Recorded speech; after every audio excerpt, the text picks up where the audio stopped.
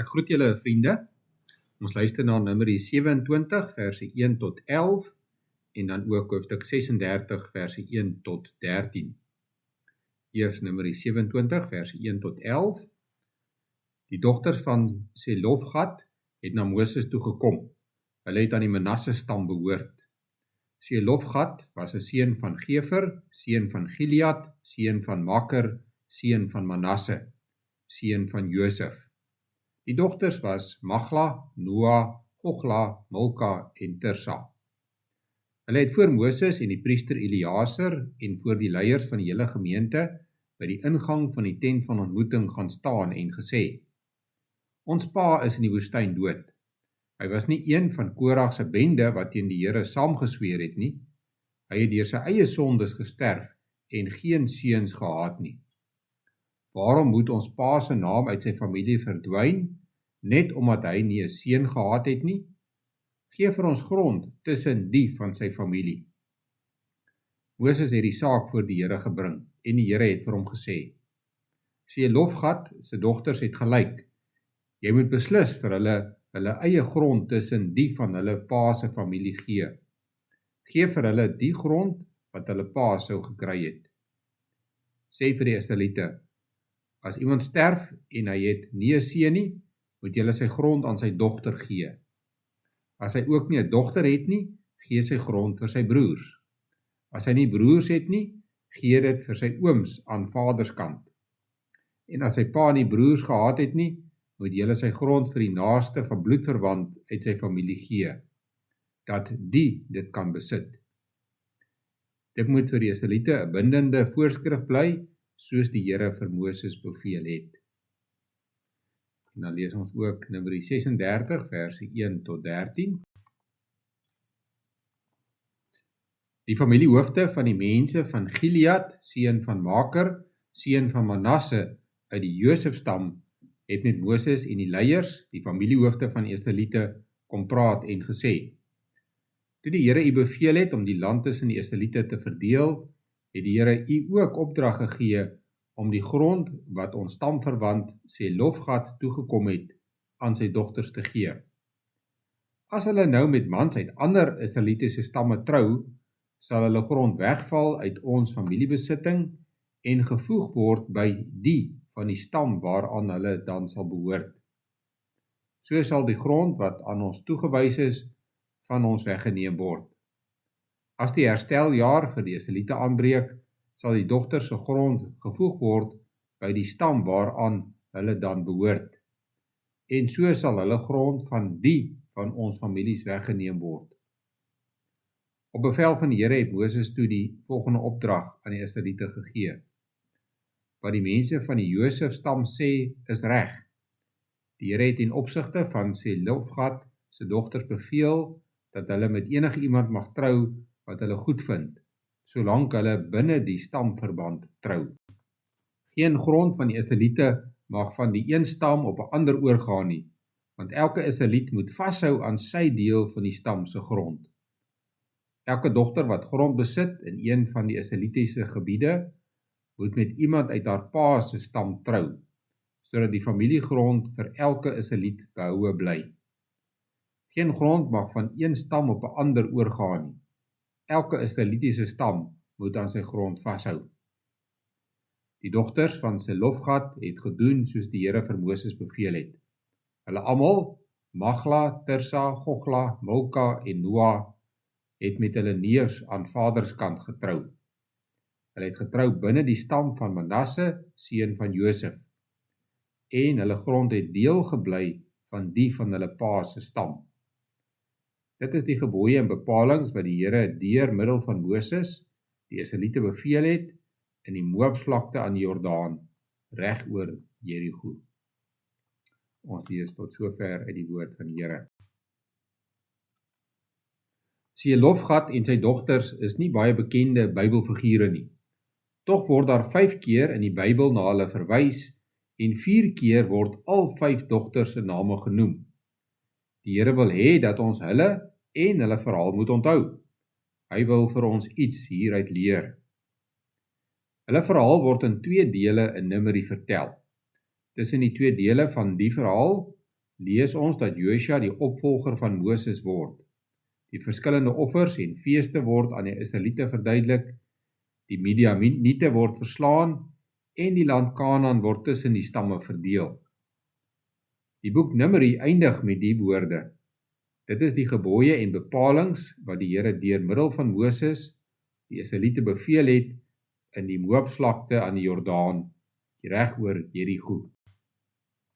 Dit is nie hoe ons verwag dat 'n verhaal moet eindig nie, maar die Here het 'n doel hiermee, net soos hy met alles wat in die Bybel is 'n doel het. Die boek Numeri is nie die einde van Israel se verhaal nie. En al klink dit asof die boek stomp eindig dit eintlik met hoop. Israel is nou op die grens van Kanaan. Hulle kan al die land voor hulle sien. Hulle het al dele van die land aan die een kant van die Jordaan ingeneem en hulle weet reeds hoe die land onder hulle verdeel gaan word. Die verhaal van die dogters van Selofgat is 'n belangrike deel hiervan, want dit is 'n verhaal van geloof en hoop vir 'n beter toekoms. Hoekom sê ons so? Kom ons kyk na die agtergrond van hierdie verhaal. Die Here se voorskrif van Israel was dat die land verdeel word volgens die hoeveelheid mans in elke stam. Die pa van elke gesin het 'n sekere deel gekry. Hierdie stamvaders was die mans uit die vorige geslag wat uit Egipte getrek het. Hulle het almal in die woestyn gesterf en nou kry hul seuns hulle grond. Maar Selofgat het nie seuns gehad nie en daarom gaan hy en sy familie nie 'n deel van die beloofde land kry nie. Selofgat het soos al die ander van sy ouderdom gesterf omdat hulle aan die Here ongehoorsaam was. Sy dogters is eerlik hieroor. Maar nou vra hulle, waarom moet sy naam uit sy familie verdwyn? Al die ander Israeliete se kinders gaan grond erf. En volgens die Here se belofte gaan hierdie grond van geslag na geslag oorgedra word. Eeue later sal Israel dus na 'n stuk grond verwys as die grond van Josua of die grond van Reuben. Maar niemand sal meer oor Selofgat praat nie. Sy dogters gaan dus na Moses met die saak. Moses raadpleeg die Here en die Here sê dat hulle reg is. Hulle moet ook grond in Kanaan ontvang. In hoofstuk 36 lees ons van 'n nuwe probleem waaraan die mense gedink het. Die familiehoofde van die stam van Manasse was tevrede met die reëling dat Selofgat se dogters saam met hulle erf.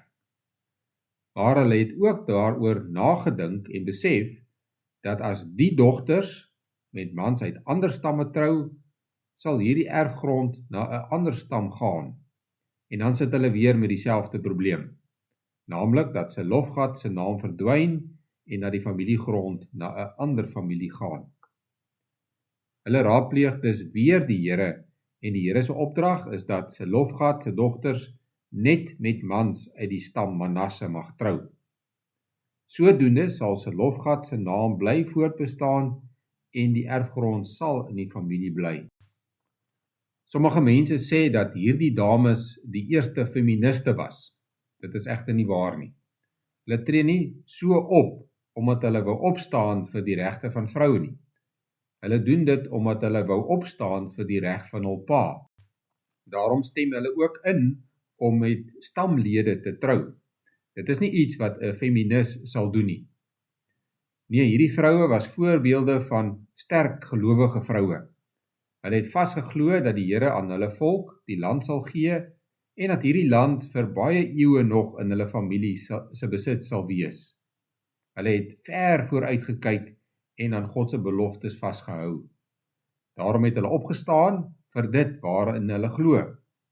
Daarom het hulle die regte kanale gevolg om hulle bekommernis aan te spreek en daarom het die Here aan hulle versoek voldoen. Ons sien hier dat God nie sy wette en riglyne gee om ons terug te hou of te straf nie. Hy gee dit ter wille van orde en regverdigheid. Dit is ook hoe dit geïnterpreteer moet word. Ons sien dat God van ons verwag om vas te hou aan sy beloftes. Sy beloftes gee vir ons hoop vir die toekoms. Daarom kan ons nou besluite neem oor dinge wat ons kinders en kleinkinders sal raak. Ons kan glo dat die Here ook met ons gelowige nageslag sal wees. Hy sal ook 'n hemelse Vader wees vir ons agterkleinkinders. Hy sal ook aan hulle die belofte van redding en 'n ewige lewe gee. Daarom kan ons opstaan vir wat reg is, en daarom kan ons selfs in onsekere omstandighede met hoop en vreugde uitsien na die toekoms. Hierdie toekoms wat God deur Jesus Christus vir ons moontlik maak. Kom ons bid saam. Ons Hemelse Vader, U regeer met reg en geregtigheid, U regeer met orde en regverdigheid. Ons sien dit in die verhaal wat ons vanoggend gehoor het. Lei ons met U Gees, sodat ons regverdig in ons optrede sal wees teenoor ander mense, en dat ons ander ook met liefde en respek sal behandel. Ons sê vir U dankie vir U verbond, dat ons deel mag wees van U verbond, en dat U ook daarin U beloftes vir ons gee. Ons doen voorbidding vir hulle wat treur, en ons vra dat U sal troos. Ons bid ook vir medegelowiges wat hierdie week op reis is. Ons vra dat U aan hulle 'n geseënde reis sal gee en dat hulle ook veilig sal reis. Ons bid vir U kerk. Ons vra dat U kerk sal bewaar. Gee ook aan leiers in U kerk wysheid om die regte besluite te neem, en dat ons as U kerk ook ons roeping in die wêreld sal uitleef. Ons bid dat al hierdie dinge deur U groot genade alleen. Amen.